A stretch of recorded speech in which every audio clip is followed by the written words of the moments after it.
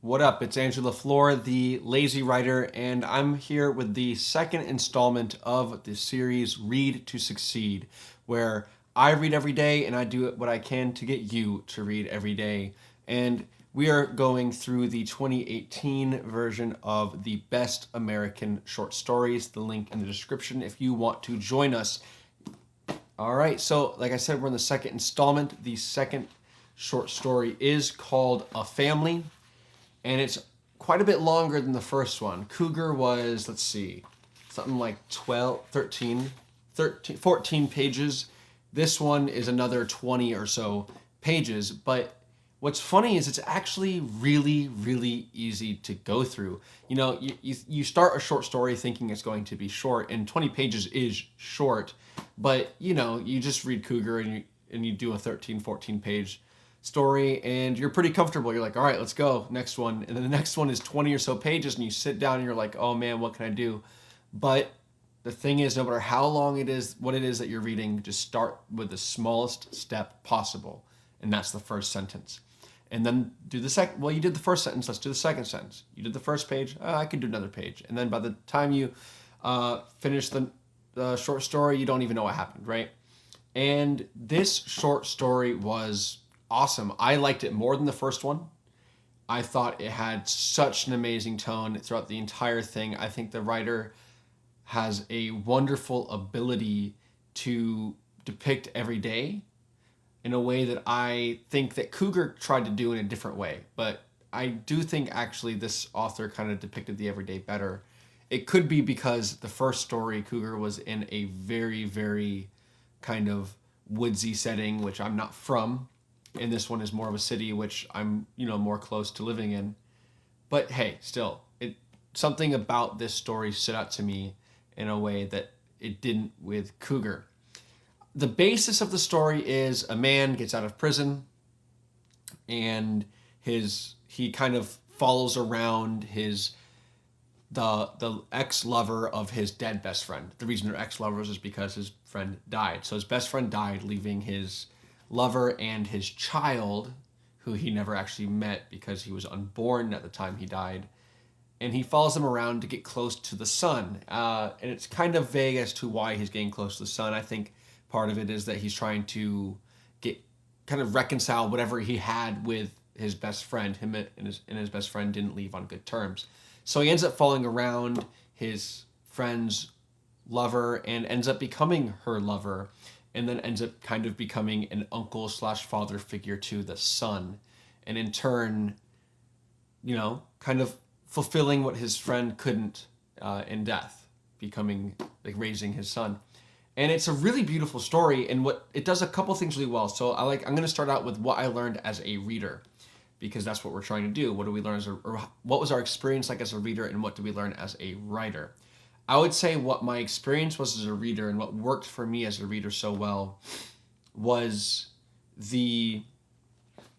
how would I say it? The kind of the relationship built with, because it's called A Family, and it's essentially saying that what they have, the main character's name is Curtis, his friend's ex-lover, Lena, or Lena, whatever you want to call her, and the son, whose name is Andre.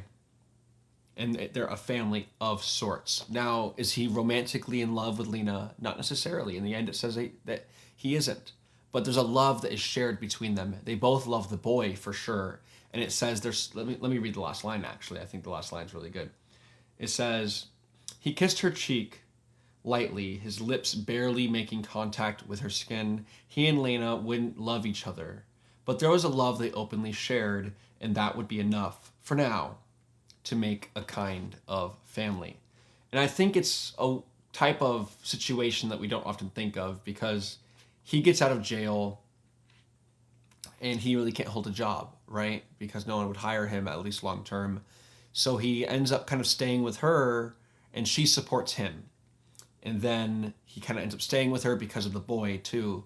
And it's a kind of situation that I think we often don't think of, but it's a pretty common one, in which a man ends up with a woman who then ends up taking care of him because of his past as being in jail. He ended up in jail because he had killed a woman in a drunk driving accident.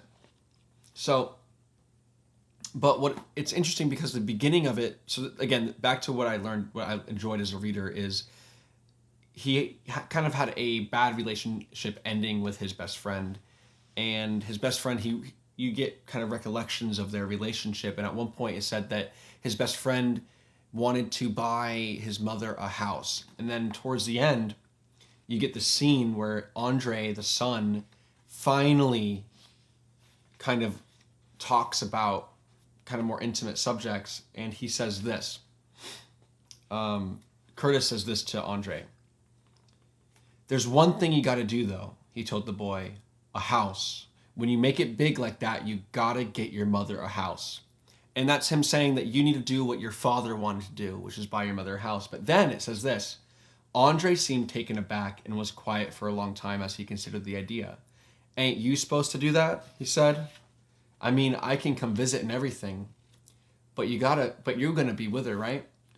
You can make that happen. She'd like that, wouldn't she?" So he wants the son to fulfill what the father couldn't. But then the son says, you're going to be the one to fulfill that, right? So it's really him inheriting his deceased friend's will. And so it was just a wonderful thing. I love father-son stories personally. So it's just kind of the story that worked for me. And I think it dealt with the kind of life that we don't often read about in super common literature. Now, what did I learn as a writer?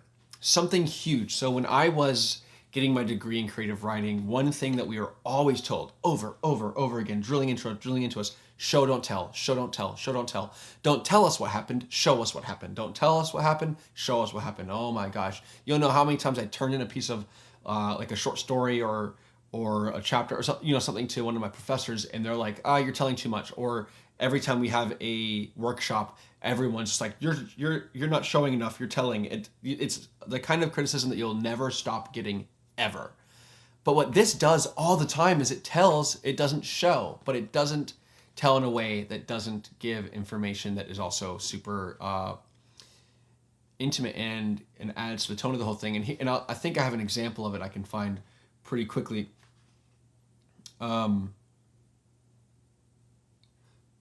Okay, here's what I'm talking about. So, in a situation where this writer, Jamel Brinkley, kind of tells us what's happening rather than shows us what's happening, but it doesn't lose anything. I think what it does is it keeps a certain pace to this whole thing.